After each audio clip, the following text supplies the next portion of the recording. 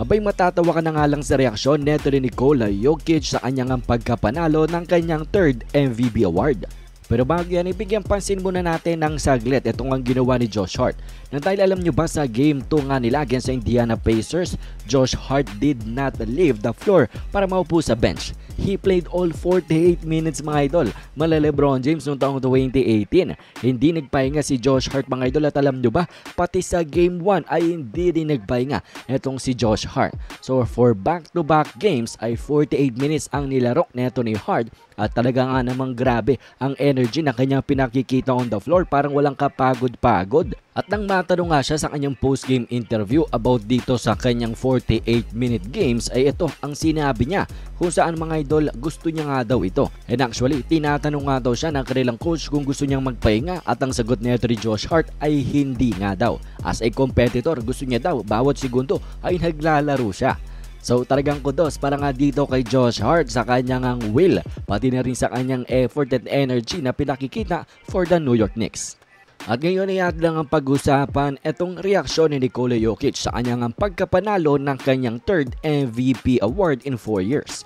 And well, kung kilala nyo na si Nikola Jokic mga idol, ay actually parang kilala na ng bawat isa. Si Nikola Jokic parang na player, parang walang masyadong pake. I think may expect yun na kung ano ang kanyang reaksyon. Panoorin natin ito.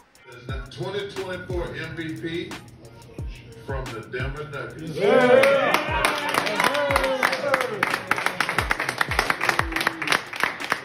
Nikola Jokic. Excited. So grabe nga talaga ang naging reaksyon neto ni Nikola Jokic, at natawa na nga lang ang maraming NBA fans, at parang mas excited pa nga daw talaga itong si Jokic about sa kanyang mga kabayo kesa sa kanyang mga achievements dito sa NBA. At nang mabigyan nga rin siya ng pagkakataon na magbigay ng mensahe about sa kanyang pagkapanalo ng 3rd MVP, abay pagkaikli-ikli nga lang ng kanyang mensahe. Ito, pakinggan natin. Hey guys, I just want to thank all the teammates, all the coaches, all the media staff, Jamal, this guy,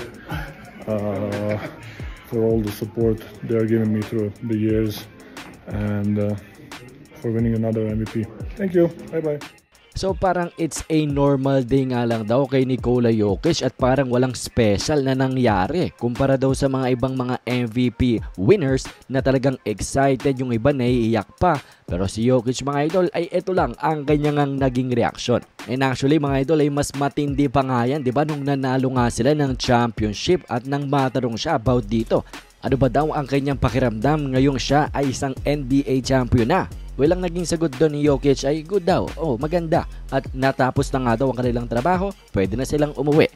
So talaga nga namang matatawa ka na nga lang sa mga reaksyon neto ni Nikola Jokic about nga sa mga pagkalaki-laking achievements niya dito sa NBA.